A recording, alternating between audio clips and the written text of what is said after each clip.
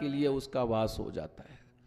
शिवलोक में सदा सदा के लिए उसका जो है वास हो जाता है, फिर वो कभी माता के गर्भ में नहीं आता है।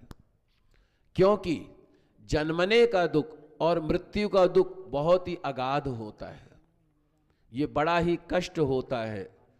84 लाख योनियों के बाद में मनुष्य की योनि प्राप्त होती है। आप समझ सकते हैं 84 लाख योनियां कितना आदमी को कष्ट होता होगा, कितनी बार जन्म लेना, कितनी बार मरना, कितना घोर कष्ट होता है।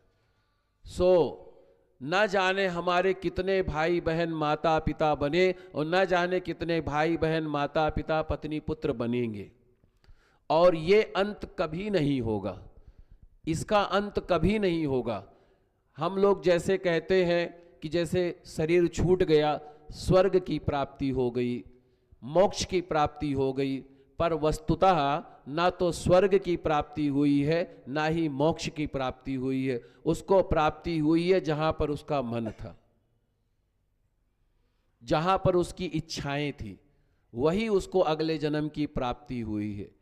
जो भूत प्रेत की योनियां होती हैं, जो अधम योनियां होती हैं, ये योनि किसको प्राप्त होती है? जिसकी इच्छाओं की पूर्ति नहीं होती है, जो अधूरी इच्छाओं को लेकर के जाता है।